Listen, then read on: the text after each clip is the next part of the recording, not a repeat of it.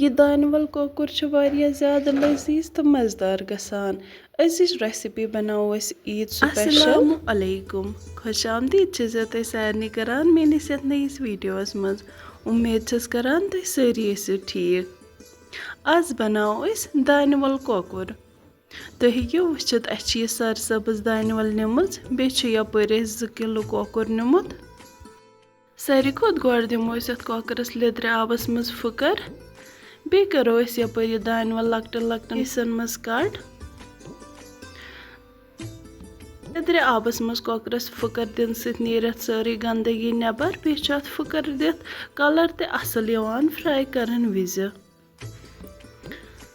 अस दुत वन अथ कोकरस यपर फुकर। वन छलोन अस बे 1 लट साफ आब सत। पत न्यू अस अकिस कढ़ाई मज तेल। तेल ये गरम गस अस करो अथ मज यम कोकड़ पीस ऐड। यम करोक अस अथ तिलस मज फ्राई। यम छ अस डीप फ्राई करन, इसलिए थवो अथ हाला अस ढक्कन बंद। क्या टाइम गसन पत तुम हेकियो वुचित अथ कूता रुत वजुल रंग छ आमुत।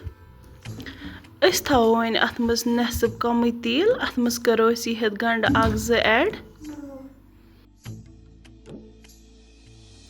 यम गंड ये गोल्डन लगन गसने अस करो अथ मज टमाटर 1-2 ते ऐड। यम टमाटर करोक अस असल पट तैयार। तुम हेकियो वुचित टमाटर तो गंड गई वन बिल्कुल तैयार। टमाटरो त्रो तेल तो नबर कुन। तुम हेकियो वुचित अथ साइडन पे तेल आमुत।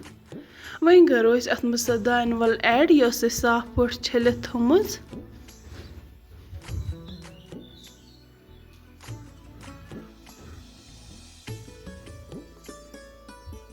अस दिमो यमन टमाटरन सत गंडन सत 1 मिनटस तलन। अम सत अमुक फ्लेवर ज्यादा पहम यवान। क्या टाइम गसन पत करो अस अथ मज तम कोकर पीस ऐड।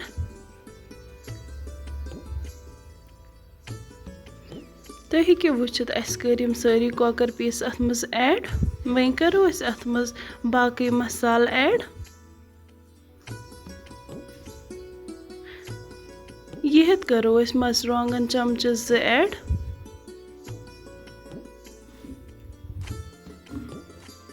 नून ते करो अस 2 चमच। नून करो तुम पन्ने टेस्ट अकॉर्डिंग ऐड। बोयदन पाउडर 1 चमच। लेदर 1 चमच।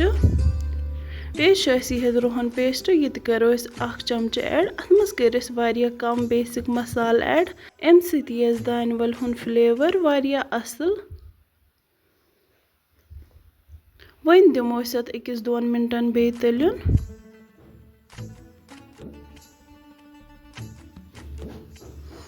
अक 2 मिनट गसन पत करो अस यह 2 गिलास आब अथ मज ऐड। वन थवो अत कैंचस टाइमस ढक्कन बंद।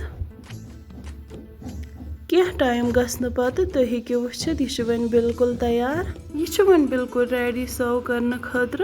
मे उम्मीद तुम सो अज़ीज मेन रेसिपी पसंद आमुत। अगर तुम वीडियो पसंद आओ वीडियो करो लाइक शेयर कमेंट। बे करो मेन चैनल तो सब्सक्राइब। बाकी शुक्रिया।